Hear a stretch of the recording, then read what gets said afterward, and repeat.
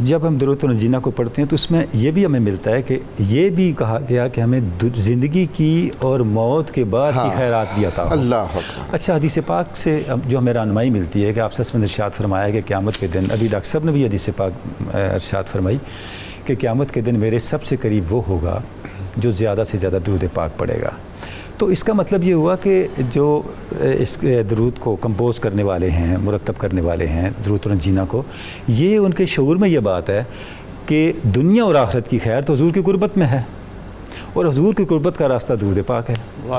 جی بسم اللہ، ناظرین کے لیے کچھ ارشاد فرمائیں۔ بسم اللہ الرحمن الرحیم۔ درود شریف کی جتنی کثرت کی جائے، بندے کی فطرت میں موجود محبت کے جذبے کو مہمیز ملتی ہے۔ سبحان اللہ، سبحان۔ آپ دین اسلام کا سارا لٹریچر پڑھ لیں اور حضور نبی اکرم صلی اللہ علیہ وسلم کی ساری شریعت پڑھ لیں، وہ محبت کی بنیاد پر کھڑی ہے۔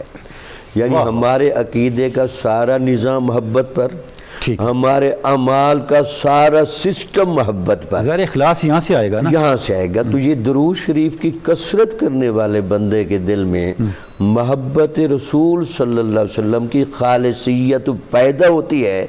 اس محبت کی خالصیت کی بنیاد پر وہ قرب نبوی میں بٹھایا جاتا ہے۔ سبحان اللہ۔ تو گویا کہ یہ جو جملے کہے گئے کہ یہ تزکیے کا کام کرتا ہے، تو محبت کے جو بھی ہماری فطرت میں عوامل ہیں، یہ درود شریف اس کو دھو دیتا ہے۔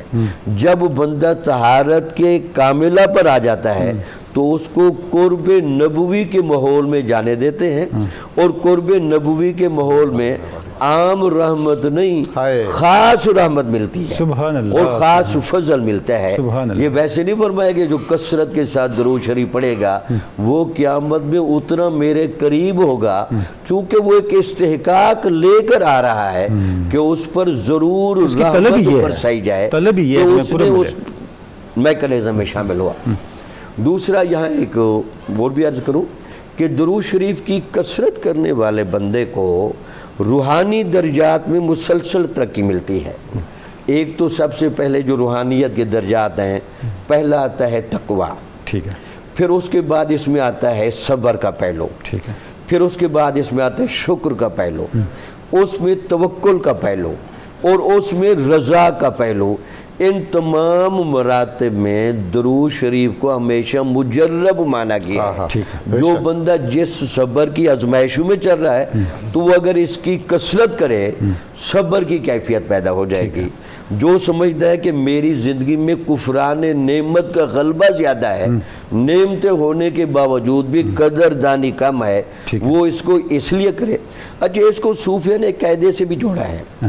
حضور نبی اکرم صلی اللہ علیہ وسلم کی جو حقیقت محمدیہ ہے، اس حقیقت محمدیہ کا سریان موجودات کے ذرے ذرے میں ہے۔ یہی وجہ ہے موجودات کا ذرہ ذرہ آپ سے محبت کرتا ہے فطرتاً، لیکن انسان کو اضافی محبت کا بھی کہا گیا کہ اس محبت کا مظاہرہ درود و سلام کی کثرت کے ساتھ کیا۔ سبحان اللہ۔ اچھا ڈاکٹر صاحب، یہ جو الفاظ ہیں فی الحیات و بعد الممات، کیا ہم یہ کہہ سکتے ہیں کہ پہلی منزل تو قبر ہے، ٹھیک ہے، وہاں فیصلہ ہی آپ صلی اللہ علیہ وسلم کی ذات پاک پہ ہونا ہے؟ بالکل ٹھیک ہے۔ یعنی جب سوال جواب ہونے ہیں تو اس وقت تو درود پاک تو اس وقت کام آئے گا نا۔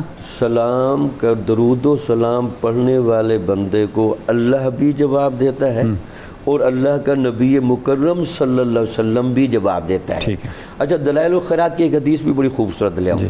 حضور نبی اکرم صلی اللہ علیہ وسلم نے فرمایا، جو مسلمان مجھ پر درود پڑھتا ہے اس کا درود و سلام مجھ تک پہنچایا جاتا ہے، لیکن جب میرا مخلص بندہ درود و سلام پڑھتا ہے میں اس کا خود درود و سلام سنتا ہوں۔ سبحان اللہ۔ آپ کی اور میری اخلاقی ذمہ داری بھی بنتی ہے کہ ہم صرف کثرت درود و سلام کے ساتھ ساتھ اس درجہ اخلاص پر بھی کھڑے ہوں، یعنی درود السلام میں جان اخلاص ڈالتا ہے، جان اخلاص وہاں تک پہنچا دیتا ہے، وہاں تک۔ جب حضور کی نگاہ رحمت اور شفقت رہے گی تو پھر تو دنیا میں بھی آفت ہے، قبر میں بھی آفت ہے، آخرت میں بھی آفت ہے۔